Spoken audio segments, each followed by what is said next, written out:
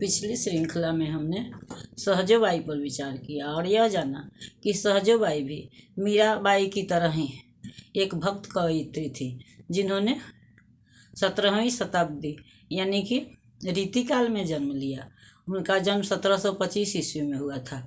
फिर भी उन्होंने न तो सुंदरियों का रूप वर्णन किया, न राजाओं का गुणगान किया, बल्कि उन्होंने अपने गुरु चरण दास के साथ मिलकर भक्ति की वह गंगा बहाई, जिसमें कि साहित्यिक रुचि वाले आज भी गोता लगाते हैं, उसमें मनोरंजन करते हैं। सहजोबाई का जन्म राजस्थान में हुआ था, लेकिन बाद में वो अपने पिता हरिप्रसाद के साथ दिल्ली चली आई। वे आजन्म अविवाहिता रह करके ईश्वर की आराधना करती रहीं। वे निर्गुण भक्त कवित्री थीं, किंतु ईश्वर के सगुण रूप का भी उन्होंने वर्णन किया है, कृष्ण के रूप का भी वर्णन किया है।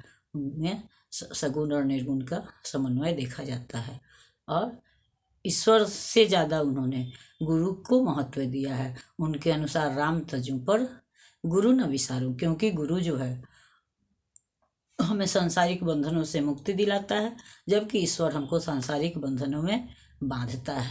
अब हम भारतेंदु हरिश्चंद्र पर विचार करेंगे। भारतेंदु हरिश्चंद्र का नाम परिचय का मोहताज नहीं है।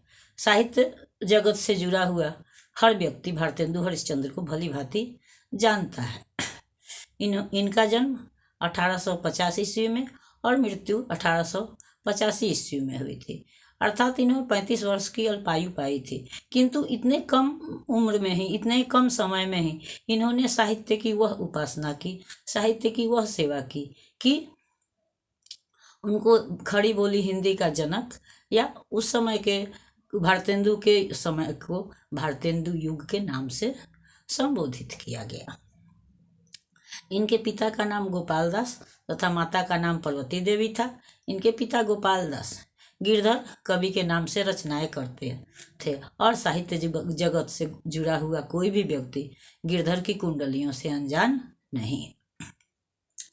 इनका जन्म वैसे समय में हुआ था, यानी कि 1850 ईस्वी में, कि जिस समय देश एक तरफ तो अंग्रेजों के अत्याचार से त्रस्त था, परेशान था, और दूसरी तरफ जो लोग हैं वो क्रांतिकारी जो हैं वो देश को आज़ादी दिलाने के लिए बेचैन थे। वो हर तरफ से प्रयत्नरत थे। तो भारतेंदु हरिश्चंद्र ने जब होश संभाला तो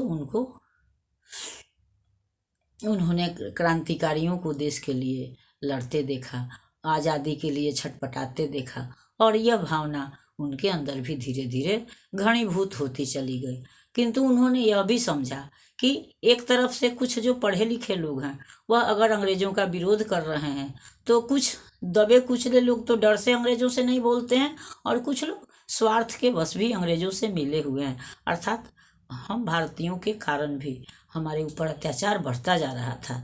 तो इसलिए उन्होंने यह सोचा कि देश को आज़ादी दिलाने के लिए सबसे पहले हमको अपने विचारों का आदान प्रदान, अपनी भाषा का उत्थान जरूरी है, क्योंकि जब तक हम अपनी बातें लोगों को समझाएंगे नहीं, लोगों के अंदर आत्मविश्वास नहीं बढ़ेगा, तब तक हम किसी भी लक्ष्य तक नहीं पहुंच सकते हैं। इसलिए उन्होंने स्वयं और अपने मित्र मंडली के साथ हिंदी की उपासना प्रारंभ की। उन्होंने सत्य हरिश्चंद्र, भारत दुर्दशा, नील देवी आदि बड़ी बड़ी रचनाएं तो की हैं। इसके साथ ही साथ उन्होंने छोटी छोटी मुकड़ियाँ लिख करके भी जनता को जागरूक करने का काम किया, क्योंकि हम भारतीय जो थे या जो दलित वर्ग के लोग थे जिनकी मूलभूत आवश्यकताएं उनकी ही पूर्ति नहीं हो रही थी, वो अंग्रेजों के अंग्रेजी से डरे हुए थे। और उस समय की शिक्षा प्रणाली भी यही थी, जो कि भारतीयों को किरानी ही बना सकती थी, ऑफिसर नहीं, अधिकारी नहीं बना सकती थी। तो भारतेंदु हरिश्चंद्र ने हिंदी को, खड़ी बोली को हिंदी के रूप में प्रतिस्थापित किया और संपूर्ण भारत को एक भाषा दी, जिससे कि सभी भारतीय भाषा के माध्यम से एक दूसरे से जुड़ सकें, अपने अतीत का उनको ज्ञान हो सके, वह समझ सकें कि आज हम भले पद दलित हैं लेकिन कल हम विश्व गुरु थे, हमारे देश को सोने की चिड़िया कहा जाता था। और अगर हम प्रयत्न करें, प्रयासरत रहें, तो पुनः हम अपनी इस उपलब्धि को प्राप्त कर सकते हैं। अगली श्रृंखला में हम इनकी रचना भारत दुर्दशा पर विचार करेंगे। तब तक अगर यह श्रृंखला आपको पसंद आती है तो इसको लाइक कीजिए, सब्सक्राइब कीजिए। तब तक के लिए धन्यवाद।